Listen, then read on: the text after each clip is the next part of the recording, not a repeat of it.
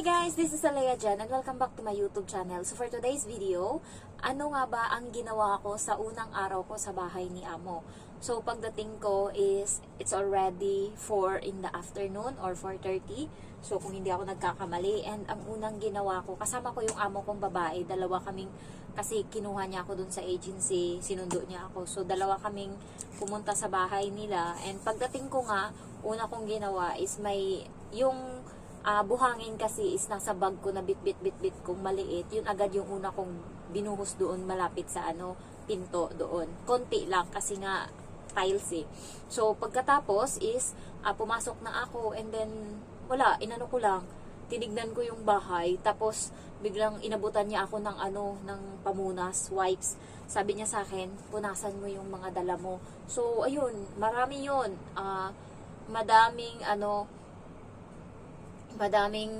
Madami akong bag na dala, isang maleta, tas isang malaking backpack, tas may maliit pa akong backpack na nung bago ako dito, yun yung suot-suot ko parati. Tapos meron pa akong isa, ewan ko ba't ang dami kong bit-bit nun. Ayun, pinaglilinis ko lahat, and ang dami kong dalang pasalubong sa kanya nung time na yun. So na-shock ako, binigay ko sa kanya, and hindi pala sila kumakain, hindi sila katulad sa atin na mga Pilipino na, halimbawa, isang curls, isang ganto guys, isang kainan na natin to, sa kanila is hindi. Yun yung natutunan ko sa kanila. Kukuha lang sila dyan ng mga 6 na piraso. Sa biscuit nga, ang pinapakain sa bata is 10 pieces lang. Yung maliit na biscuit, ganto, 10 pieces lang yan. So, yun lang yung limit. Ang ginawa ko, pagdating ko, binigay ko sa kanya. Sabi niya, uy, ang dami neto. Sabi niya, ganun, salamat ng marami. So, napuno yung lagayan nila. And then, pagkatapos nilinis ko yung mga gamit ko. So, ang ginagawa pala ng amo kong babae, nilalabhan niya yan yung mga pero nahiya siya sa akin nung time na yun. And nung time na yun, yung mga damit ko is amoy kulob na hindi ko maintindihan. So, ang pangit ng amoy ng damit ko nung time na yun. So, nilinis ko lahat, and pagkatapos tinuro niya sa akin tong kwarto, pinailaw niya, ayan yung switch, tapos ito yung ng aircon, sabi niya ganun, pero hindi gumagana nung time na yun kasi in-off nila yung switch dito sa gilid. So tinuro niya sa akin, and then sabi niya, lagyan mo ng ng bedsheet yung higaan mo, yung foam, ayan, tapos ito yung unan mo, ganyan. So yun, sinabi niya, and then tinanong niya ako kung may shampoo ako. Sabi ko meron akong dala, sabi ko ganun, sabon, toothpaste, sabi niya. Sabi ko meron. Pero nung time na yun, nagtanong siya, pero wala din naman silang mga gamit. Toothpaste nga nila, guys, minsan hindi na nagtutoothpaste yung amo kong lalaki kasi nga naubusan, hindi sila nakakabili. So, ang baho ng toothbrush ng amo kong lalaki kasi nga ako yung naglilinis sa sink. So, pagka, pabaho, sabi, visit. Kasi nga, minsan, hindi nga tatanong-tanong siya sa akin, wala din palang silang supply para sa sarili nila. So, pagkatapos nun is, sabi niya sa akin, maligo ka pagkatapos mo niyan, and ako aalis ako, maiwan ka dito sa bahay. Sabi niya, aalis ako kasi nga magdi-dinner kami doon sa grandma, sabi niya ganun. So babalik kami mamaya pang gabi. So pagkatapos mo niyan is maligo ka. Tapos binigyan niya ako ng cup noodles malaki. Sabi niya, ito, ganito siya magbigay dati. Halimbawa, ito, ganito naman siya hanggang ngayon. Halimbawa, ito, hindi yan iaabot ng ganun. Dalawang kamay, ito, ganyan sila mag-abot. Ewan ko, yung amo ko lang ata, baka ganun talaga siya. Ito yung mo ngayong gabi, ito yung hapunan mo. Nasyak ako cup noodles. Hindi nga ako kumakain ng cup noodles sa Pinas. Tapos, okay lang ako. Tapos, ayun, umalis na siya. Ako naman, pagkatas ko dito, dumiretso ako sa sa CR, naligo ako, nag-refreshing, charot. And then pagkatas nun, paglabas ko, wala na siya, umalis na. So, ang ginawa ko nung paglabas na is naglinis ng bahay, kinuha ko yung walis, winalisan ko yung bahay, and tinuro niya sa akin yung yung magiging tsinelas ko. Ayan yung tsinelas mo, sabi niya ganon. So, tinuro niya sa akin, and then ang ginawa ko, naglinis ako ng nagwalis-walis lang ako, pero wala siyang inutos. Tapos may mga bahay-bahay na blocks doon. Gusto ko siyang iligpitin kasi baka nililigpit yun. Buti ka mo hindi ko niligpit, baka magmaoy talaga yung bata nung time na yun kung niligpit ko. Naalala ko mga square siya, guys, ba, na mga ginagawang bahay-bahay, ganun. Pag nabasag mo yung isa, maghulugan na yung lahat. So nung time na yun, madumi siya, sobrang alikabok. So, ang ginawa ko, kinuha ko yung mga nasa gilid lang nakadikit. Sabi ko, nilinis ko. Tapos, ang dami talaga. So, pinatong-patong ko siya. Nakadalawang patong ako nito. Buti na lang kamo, tinigil ko. nung time na yun, gustong-gusto kong sirain yung bahay-bahay na ginawa kasi nga puro alikabok. Buti na lang hindi ko binasag kasi nga yung bata ayaw ng ganun. Nagagalit siya and umiiyak siya. Buti hindi ko ginawa. Baka yun yung ika-terminate sa aking kinabukasan ba. So, hindi ko ginalaw. Basta naglinis lang ako and pumunta ako dun sa kwarto ng bata. Nung time na yun, pumunta ako dun. And nakita ko, grabe, hindi maipinta yung kwarto ng bata na puro laruan.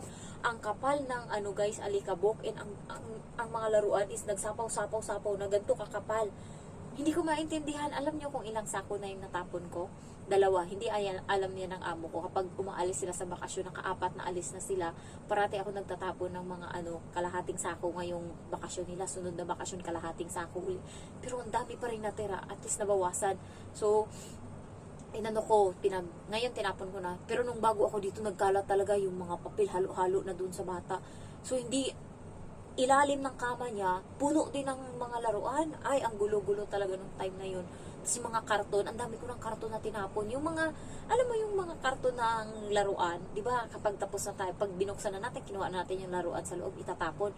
Sa kanila dito, hindi, tinatabi. Marami nga dito, tinapon ko na sa may stock room. Marami ditong ganun din. So, pinagtatapon ko. Pero nung time na yun, hindi ko tinapon. Nilinis ko.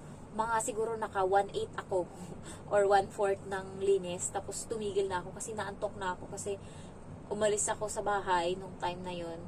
Flight ko is 5 o'clock in the morning. 12 pa lang ng hating gabi, umalis na kami ng bahay. So wala akong tulog. And then, tapos tinanong ako ng amo ko kung anong oras daw ako dumating sa airport. Sabi ko alas 12. Na-shock siya, ha? So wala kang tulog? Sabi ko wala. Tapos pagod na pagod ako buong araw kasi nga ang init nung time na yun. Tapos naka-winter clothes ako. Nag-medical kami. Tapos munta ako sa agency. Malayo yung medical. Malayo din yung agency. Tapos puro hagdan yung mga MTR dito sa Hong Kong. Kaya yung mga dala nyo is hindi nyo masyadong bigatan. Kasi nga grabe yung dito, yung hagdan dito. Tapos kawawa yung mga Pinay na nakikita ko ngayon na galing Pinas. And naka-winter clothes pa nung nakaraan. Yung makapal talaga as in a winter clothes. Tapos summer dito. Tapos nakita ko siya, naka-ID sila. Tapos siya naka-winter clothes. Kasi iniisip nila kapag Hong Kong malamig. So naka-winter clothes siya. Ay, naawa talaga ako kasi sobrang init. Tapos bitbit niya yung maleta niya. Tapos malaking bag. Ang laki din ng maleta niya, tapos puro hagdan yung binubuhat. Naawa na lang. Kayo guys, huwag kayong magdala ng maraming mga gamit kasi nga, ang bigat-bigat ng dalahin dito. So, naputol yung video ko kasi full na tong luma kong cellphone. Mas gusto ko dito sa luma kong cellphone mag-vlog kasi nga, unli data tong gamit ko. Kapag dito kasi sa iPhone, hindi siya unli data. And hindi ko lang alam, unli data siya pero humihina siya. Ito talaga yung ginagamit ko. Kaya dito talaga ako nag-vlog. And sayang din kasi 100 Hong Kong dollar yung niloload ko dito. Dito sa iPhone is, ang 100 Hong Kong dollar ko 2 months na siya. Dito sa isa is 100 Hong Kong dollar ko 1 month lang nagamit. Pero may kasama yung libre na 10 minutes na tawag sa Pinas. So, ayun, pagkatapos is, ayan, nagpahinga ako, natulog ako. Hindi ko tinapos yung ginawa ko. Nakita ko ng amo ko, kumain ako sa kusina, sa CCTV. Nakita niya kumain ako doon. Hindi ko maubos-ubos yung noodles na inano ko, na kinain ko. Ang laki-laki niya. And iniinom ko lang yung sabaw, yung noodles, hindi. Tapos tinapon ko sa basurahan. And then pagkatapos nun, kumuha ako ng tubig sa sink, sa gripo. Pero tinuruan niya na ako na mag-init sa takore and yun yung inumin. So, nung time na yun, tinatamad ako. Kaya, yung yung ginamit ko. Pagkatapos is, kinaumagahan, ay nakatulog ako. Nagising ako ng mga alas 10 siguro. Dumating sila. Grabe yung init. Hindi ko masikmura. So, ang ginawa ko is, nagising ako. Pinaypay-paypay ko yung ko. Grabe, sobrang init. Para akong namatay. Kasi nga, hindi ako sanay na yung kwarto is, ganito lang guys. Parang lang, maliit lang siya. Sakto lang ako makaupo dito sa taas ng kwarto ko. So, nung hindi ako ganyan sa Pinas, ang haba ng paningin ko. Kasi nga, ang bed, and then, pag malayo pa yung malayo pa yung kisame. Tapos pagdating dito, nandyan na agad yung kisame. Pwede ko lang maganyan ang kamay ko. So, nagising ako para akong walang hangin. And then, yung ginawa ko is nagpaypay ako. Tapos nakatulog ulit ako sa anto. Kinabukasan, nagising ako. And ayun, naglinis. Walis-walis lang. And then, inantay ko muna siya. Nagwalis-walis lang ako. Hindi ko rin alam kung paano mag-mop. So, walis lang ako. And then, naglinis. Hindi rin ako nangingialam ng towel-towel. So, pag gising niya, ayun, sinabi niya sa akin na, ayan, ganyan yung gawin mo. lagyan mo ng tubig yung ganyan, heater, ganyan. Tinuro niya sa akin isa-isa. Tas ito, towel to dito pamunas. Tas ito ganyan, tas ito ganyan. Ayan, tapos doon na nagsimula. Parang 3 araw niya akong tinuro yung mga gawain dito sa bahay. And pang is yung paglalaba, 1 week niya akong tinuruan mahigit. So nung una, inaantay ko muna siya kasi may pasok yung bata nung time na yun. So inaantay ko muna siyang dumating sa pag-uwi niya ng alas 10. Tsaka ako ngayon maglalaba. So nung time na yun, kawawa yung amo ko kasi nga pagod na pagod siya, kanya lahat. And ngayon nakakapagpahinga niya. Deserve niya yung pahinga niya ngayon kasi nga grabe yung sacrifice niya nung nung time na wala ang katulong. So hindi sila sanay kasi yung amo kong babae, hindi sila sanay na gawaing bahay kasi nga sila, may katulong sila simula bata pa lang siya. Kasi nga 5 silang magkakapatid, tas yung mama, hindi kaya niya lahat ng trabaho, 5 sila eh. So may katulong sila, kaya sanay siya na sinusubo na lang lahat sa kanila ba. Kaya naawa ako, pero nung ngayon, at least kahit papano yung amo ko, hindi siya yung nakatingin lang. Pag alam niyang nahihirapan na ako, tinutulungan niya ako. Halimbawa, pagka ganyan, may mga dala-dala nung nakaraan, na-appreciate ko yung niya, pagpapahalaga niya sa akin. Nung nakaraan, marami akong dala kasi nga yung bag ng bata, lunch bag, tsaka yung bag niya sa school, nilagay ko sa malaking sako bag. And then, meron pa akong isa ding bag na may mga laman na bigas, apple, tapos mga halo-halo na sa mga activity ng bata. Nandun lahat. Tapos, pa yung isa kong dala, ulam na niluto ng matatanda kasi dito sila maghahapunan sa bahay kasi nga naantok na yung bata. Tapos alam mo ginawa ng amo kong babae, kasi meron din akong plastic ng damit ko. So ang ginawa ng amo kong babae, nahuli ko siya, yung bag niya is backpack. Ang ginawa niya, pinagkukuha niya yung bigas doon sa bag ko. Andito na sila. Ay, Papa, I love you.